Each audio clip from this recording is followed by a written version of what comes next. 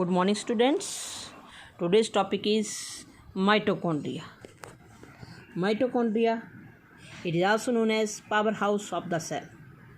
It is seen with the help of light microscope. External structure can be seen with the light microscope. It was first of all seen by Colliker in 1880 in the cells, but it was named as mitochondria by Benda in 1898. Location. Mitochondria is present in all eukaryotic cells, but it is absent in mature RBCs and present in the young RBC. जब RBC जो है वो mature हो जाते हैं तो ये जो है डिसअपियर हो जाता है mitochondria, but when the RBCs are young they are present. It is also present in the active regions of the cells. Okay. Now shape. इसकी शेप जो है it may be oval, round, spherical or like it has different shapes. Its size may vary from 1 to 5 micrometer. Number जो है that is about 1000 mitochondria per cell. एक cell के बीच में जो है 1000 के करीब माइटोकॉन्ड्रिया हो सकते हैं, बट देयर आर एक्सेप्शंस. जैसे muscle cells of the insects they have 5000 mitochondria per cell. So what this is the structure seen with the help of light microscope. When it under the electron microscope it looks like small sphere. एक sphere की तरह ये लगता है. It looks like a sphere. Okay. And it consists of following parts, that is membranes, crista, oxysomes and matrix. तो ये देखो यहाँ पे मैंने स्ट्रक्चर इसका बनाया हुआ है. इसका एक डायग्राम और दिखा देते हैं आपको. ये देख रहे हैं आप कि इसका स्ट्रक्चर बना हुआ है. ये आउटर मेम्ब्रेन है. इसकी दो मेम्ब्रेन्स होती हैं, outer and inner. Outer membrane जो है वो स्मूथ होती है. आप देख रहे हैं ये आउटर मेम्ब्रेन है, ये इनर मेम्ब्रेन है. और यहाँ पर फिंगर लाइक प्रोजेक्शंस हैं लाइक दिस. ये जो फिंगर लाइक प्रोजेक्शन जिनको क्रिस्टा बोलते हैं, इनके ऊपर छोटे छोटे स्ट्रक्चर्स हैं जिनको बोलते हैं ऑक्सीसोम्स. और बीच में जो है मैट्रिक्स होता है, उसके बीच में सर्कुलर डीएनए होता है, उसके बीच में 70 राइबोसोम्स होते हैं. इसके अलावा उसके बीच में और भी छोटे छोटे जो मटेरियल जो उसके बीच में प्रेजेंट होते हैं. तो अब हम बात करते हैं मेम्ब्रेन्स की. किसकी बात करेंगे? मेम्ब्रेन्स की बात करेंगे. तो जो मेम्ब्रेन इनर मेम्ब्रेन है, ये देख रहे हैं आप. तो मेम्ब्रेन जो है आपकी वो डबल होती हैं, outer and inner. And they resemble the plasma membrane. का स्ट्रक्चर जो है वो प्लाज्मा मेम्ब्रेन से रिजेंबल करता है. इनकी थिकनेस जो है वो 60 to 70 एंगस्ट्रॉम होती है. ये thickness is about 60 to 70 angstrom. And जो आउटर मेम्ब्रेन होती है दैट इज स्मूथ. आप देख रहे हैं आउटर मेम्ब्रेन कैसी है? स्मूथ है. ये बिल्कुल प्लेन जा रही है ऐसे. Outer membrane is smooth. And ये जो है it is smooth and freely permeable. कैसी होती है? फ्रीली परमिएबल मीन्स इसके अंदर बाहर जो मटेरियल जा सकते हैं, आ सकते हैं. And it has pure enzyme. इसके पास कम एंजाइम्स होते हैं.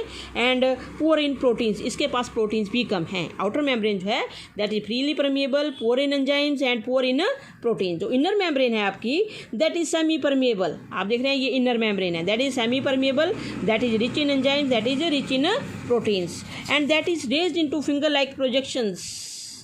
That is raised into finger-like projection which are called cristae. क्या बोलते हैं उनको? Cristae. Okay. अब हम finger-like projections. Crista are finger-like projection. ये देखो, ये एक फिंगर, दूसरी फिंगर, तीसरी फिंगर, इस तरह से they are finger-like projections. And they bear minute structures called the oxysomes. Crista के ऊपर क्या होते हैं? छोटे छोटे स्ट्रक्चर्स होते हैं जिनको क्या बोलते हैं? oxysomes. Okay. अब ये जो oxysomes हैं, oxysomes के बाद हम बात करते हैं. oxysomes जो है इनको F0 F1 कम्प्लेक्स भी बोल देते हैं. ऑक्सीसोम को क्या बोलते हैं? F0 F1 complex. ये देखिए, ये आपका ऑक्सीसोम है. ये कहाँ पे प्रेजेंट होते हैं? क्रिस्टा के ऊपर. इसको F0 F1 कम्प्लेक्स भी बोल देते हैं. इसके 3 पार्ट्स होते हैं, हेड, स्टॉक एंड बेस. जो हेड है उसको F1 सब यूनिट बोलते हैं. ये आपका हेड है, दिस इज हेड. ये F1 यूनिट बोल देते हैं. ये राउंड होता है. ये बीच में स्टॉक है जो कि थिन होती है, और नीचे जो है वो बेस होता है जिसको F0 यूनिट बोल देते हैं. तो ऑक्सीसोम जो है F0 F1 कम्प्लेक्स भी इसको बोलते हैं. अच्छा, ये कहाँ पे प्रेजेंट होता है? Present in the membrane, inner membrane of the mitochondria. और एक जो माइटोकॉन्ड्रिया की मेम्ब्रेन है उसके बीच में कितने ऑक्सीसोम्स हो सकते हैं? वहाँ पे 1 लाख से लेकर 10 लाख तक ऑक्सीसोम्स हो सकते हैं पर माइटोकॉन्ड्रिया. माइटोकॉन्ड्रिया के अंदर की मेम्ब्रेन में 1 लाख से लेकर 10 लाख तक ऑक्सीसोम्स हो सकते हैं. और क्या करते हैं ये? इन ऑक्सीसोम्स के ऊपर जो है ATPase या ATP सिंथेटेज एंजाइम होता है जो कि एनर्जी प्रोड्यूस करने में हेल्प करता है. अब इसकी मैट्रिक्स की बात करते हैं. जो इसका मैट्रिक्स है आप देख रहे हैं ये जो बीच में फ्लूइड लाइक स्ट्रक्चर है इसको क्या बोलते हैं, मैट्रिक्स बोलते हैं। क्या बोलते हैं इसको, मैट्रिक्स। मैट्रिक्स में क्या होता है, it is a wide space between the membrane, इसको इनर चैम्बर भी बोल देते हैं। इसके बीच में एक तो 70 राइबोसोम्स होते हैं जिनको माइटोराइबोसोम्स बोल देते हैं, ये प्रोकैरियोटिक टाइप होते हैं।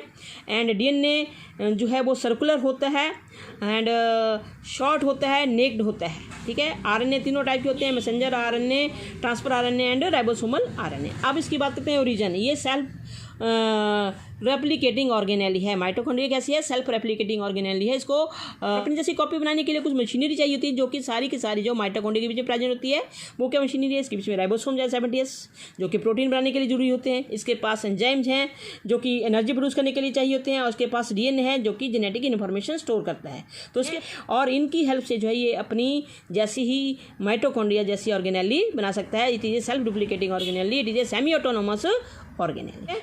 अब जो फंक्शन क्या है, इसको power house of the cell बोलते हैं क्योंकि एनर्जी बनाने में हेल्प करता है। एटीपी बनाता है क्योंकि इसके पास एटीपी सिंथेटेज एंजाइम्स हैं और डीएनए और आरएनए वगैरह हैं। This is mitochondria. Okay, next topic is endoplasmic reticulum. It is known as the skeletal of the cell. Cell का स्केलेटल बोलते हैं इसको। जैसे हमारी बॉडी में स्केलेटन सिस्टम होता है, बोन्स होती है, सेल के बीच में जो वो बोन लाइक स्ट्रक्चर बोल सकते हैं इसको। It is called skeletal of the cell. Okay, तो ये जो है endoplasmic reticulum, it can be seen with electron microscope because it is small organelle. It was first seen by Claude Porter and Fullman in 1945 in the cells. It was named as endoplasmic reticulum by Porter in 1953. Location: all the eukaryotic cells except mature RBCs, ova and embryonic cells. उन सब में ये present होता है। सभी eukaryotic cell में, सिर्फ mature RBCs में नहीं होगा, ओवा में नहीं होगा, एम्ब्रियोनिक सेल में नहीं होगा। It is also absent in the prokaryotic cells. ठीक है, इट ऑक्यूपाइज, अब ये आती है बात की सेल के बीच में इसकी पोजीशन क्या है। It occupies almost whole of the cytoplasm, पूरे साइटोप्लाज्म में आगे ऊपर नीचे चारों तरफ जो है ये प्रेजेंट होता है। अब हम इसके स्ट्रक्चर की बात करते हैं। द स्ट्रक्चर में सबसे पहले हम बताते हैं कि इसका अमाउंट कितना है। Amount of endoplasmic reticulum varies from cell to cell, किसी सेल में ज़्यादा होगा, किसी में कम होगा। जो स्ट्रिएटेड मसल फाइबर्स होते हैं एंडोप्लाज्मिक रेटिकुलम को बोलते हैं sarcoplasmic reticulum. That is called sarcoplasmic reticulum because that is a special type of endoplasmic reticulum. Reticulum जो होता है इट इज़ है क्या ये, it is extensive network. It is formed of 5 elements. ये एक्सटेंसिव नेटवर्क है, जैसे एक जाला सा है सेल के बीच में। एक ऑर्गेनेली की जो है ये कैसी ऑर्गेनेली है, जिससे जैसे कि जगह जगह पे धागों के गुच्छे बने हैं, उस टाइप का स्ट्रक्चर है। It is a extensive network. ये जो एंडोप्लाज्मिक रेटिकुलम होता है it is composed of 3 elements. एक होते हैं सिस्टर्नी, दूसरे होते हैं वेसिकल, तीसरे होते हैं ट्यूब्यूल्स। सबसे पहले हम बात करते हैं सिस्टर्नी की। सेल इसका आप डायग्राम देखिए, इसका ऐसा डायग्राम होता है, ये देख रहे हैं आप, ये सिस्टर्नी है। सिस्टर्नी के ऊपर क्या है, ये ब्लैक स्पॉट जो है ये क्या है, राइबोसोम्स हैं। तो ये जो है जहाँ पे ब्लैक स्पॉट्स हैं जिनके ऊपर जो राइबोसोम्स प्रेजेंट है उसी को बोलते हैं रफ एंडोप्लाज्मिक रेटिकुलम। अच्छा, अब देख रहे हैं आप यहाँ पे जो है राइबोसोम्स नहीं है, इसको SCR स्मूथ एंडोप्लाज्मिक रेटिकुलम बोलते हैं। जिसके ऊपर राइबोसोम्स हो, जिसके ऊपर राइबोसोम्स उसको रफ एंडोप्लाज्मिक रेटिकुलम बोलेंगे, जिस पार्ट के ऊपर राइबोसोम्स ना हो उसको स्मूथ एंडोप्लाज्मिक रेटिकुलम बोलते हैं। अब मैंने बोला कि एंडोप्लाज्मिक रेटिकुलम जब वो एक्सटेंसिव नेटवर्क है लाइक दिस, तो ये 3 एलिमेंट्स का बना होता है, सिस्टर्नी, ट्यूब्यूल्स एंड वेसिकल्स। ये सिस्टर्नी है, आप देख रहे हैं ये सिस्टर्नी है, ठीक है, दे आर इंटरकनेक्टेड। और ये ट्यूब्यूल्स हैं, ट्यूब लाइक स्ट्रक्चर्स हैं, और ये वेसिकल्स हैं, राउंडेड ओवल शेप इनके होते हैं। ठीक है जी, तो अब इनको हम बारी बारी सिस्टर्नी हैं, दे आर फ्लैटेंड। कैसे होते हैं वो, फ्लैट हैं, देख रहे हैं आप, ये कैसे हैं, देखो फ्लैटेंड है, ये फ्लैट प्लेट की तरह, दे आर फ्लैटेंड। सिस्टर्नी जो हैं they are flattened in stacks. Stacks मतलब एक के ऊपर, देख रहे हैं आप, एक सिस्टर्नी, ये दूसरी सिस्टर्नी, उसके ऊपर तीसरी, उसके ऊपर चौथी, इस तरह से होती है। दे लाई इन स्टैक्स, ढेर की तरह, and they lie parallel to each other but interconnected. देखो ये एक दूसरे के पैरेलल हैं और आपस में क्या है, ये देख रहे हैं एक दूसरे के पैरेलल हैं, ये इसके पैरेलल है और आपस में क्या है, ये इंटरकनेक्टेड है। Okay, and they beer ribosomes and appear rough. इनके ऊपर क्या होते हैं, राइबोसोम्स होते हैं, इसलिए इनको टच करें तो ये कैसे लगते हैं, रफ लगते हैं। कैसे लगते हैं, ये रफ। अब हम बात करते हैं ट्यूब्यूल्स की। जो ट्यूब्यूल्स होते हैं they are irregular branching elements form a network along with the other elements. ये उनके साथ ही अटैच होते हैं ट्यूब्यूल्स। जहाँ जहाँ पे सिस्टर नहीं होंगे वहाँ पे ये ट्यूब्यूल्स प्रेजेंट होते हैं। अब आगे बात वेसिकल्स की। जो वेसिकल्स होते हैं दे आर ओवल एंड जो हैं ये वैक्यूल लाइक एलिमेंट्स हैं। कैसे एलिमेंट्स हैं ये? वैक्यूल लाइक एलिमेंट्स हैं and often occur isolated in the cytoplasmic matrix. They lack ribosome. इनके ऊपर भी राइबोसोम नहीं होते हैं, टिब्यूल्स के ऊपर भी राइबोसोम नहीं होते हैं, सिर्फ सिस्टर्नी के ऊपर जो वो राइबोसोम्स प्रेजेंट होते हैं। देख रहे हैं आप, टिब्यूल्स के ऊपर कोई राइबोसोम नहीं है, यहाँ पे भी नहीं है, तो यहाँ पर जो है राइबोसोम्स प्रेजेंट है। ओके, अब उसके बाद हम बात करते हैं, ये तीनों एलिमेंट्स हो गए इसके। अब हम बात करते of ER। ER means endocrine reticulum. A fluid is present, ठीक है।